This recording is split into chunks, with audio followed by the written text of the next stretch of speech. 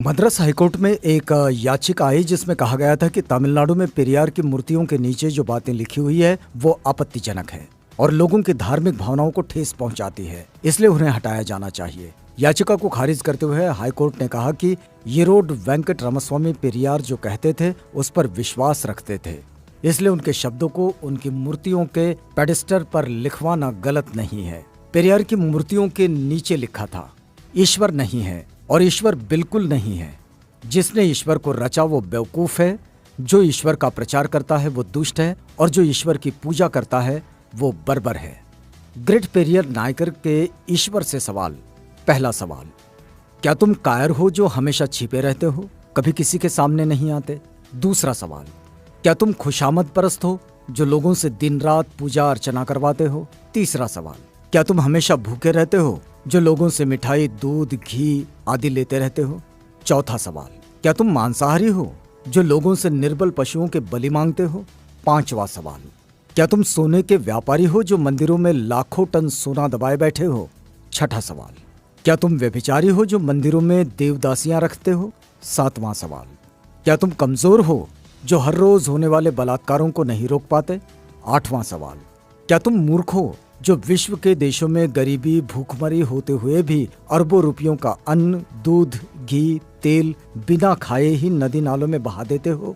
नौवां सवाल, क्या तुम बहरे हो जो बेवजह मरते हुए आदमी, बलात्कार होती हुई मासूमों की आवाज नहीं सुन पाते? 10वां सवाल, क्या तुम अंधे हो जो रोज अपराध होते हुए नहीं देख पाते? 11वां सवाल, क्या तुम आतंकवादियों से मिले हुए हो जो रोज धर्म के नाम पर लाखों लोगों को मरवाते रहते हैं? 12वां सवाल, क्या तुम आतंकवादी हो जो ये चाहते हो कि लोग तुमसे डर कर रहें? 13वां सवाल, क्या तुम गूंगे हो जो एक शब्द भी नहीं बोल पाते लेकिन करोड़ों लोग तुमसे लाखों सवाल पूछते हैं? 14वां सवाल, क्या तुम भ्रष्टाचारी हो जो गरीबों को कभी कुछ नहीं देते जबकि गरीब पशुवत काम करके कमाए गए पैसों का कतरा कतरा तुम्हारे ऊपर न्योछावर कर देते हैं? 15वां सवाल, क्या तुम मूर्ख हो कि हम जैसे नास्तिकों को पैदा किया जो तुम्हें खरी खोटी सुनाते रहते हैं और तुम्हारे अस्तित्व को ही नकारते हैं?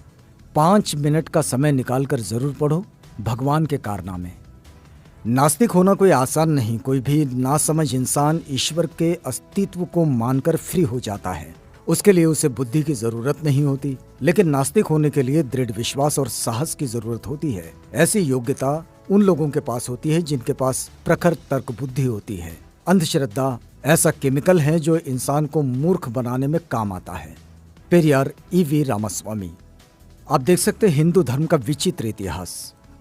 पेरियार लिखते हैं, मंदोदरी मेंढकी से पैदा हुई थी, श्रृंगी ऋषि हिरनी से पैदा हुए थे, सीता मटकी से पैदा हुई थी, गणेश अपनी मां के मैल से पैदा हुए थे, हनुमान के पिता पवन कान से पैदा हुए थे, हनुमान का पुत्र मकरध्वज था जो मछली के मुख से पैदा हुआ था, मनु सूर्य के पुत्र थे, उनको छींक आने पर एक लड़का नाक से पैदा हुआ था, राजा दशरथ की 3 रानियों के 4 पुत्र जो फलों की खीर खाने से पैदा हुए थे, सूर्य कर्ण का पिता था।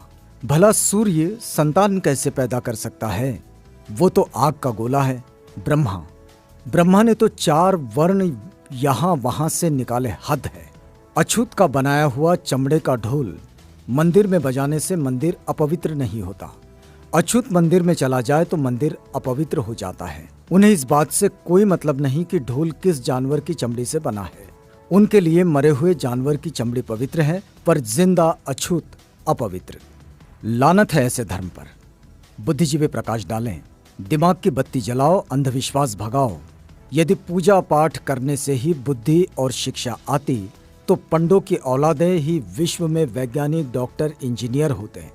वहम से बचो, अपने बच्चों को उच्च शिक्षा दिलवाओ, क्योंकि शिक्षा से ही वैज्ञानिक, डॉक्टर, इंजीनियर और शासक बनते हैं, पूजा पाठ से नहीं। अतः वहम का कोई इलाज नहीं है और शिक्षा का कोई जवाब नहीं है। शिक्षित बनो, संगठित रहो, संघर्ष करो।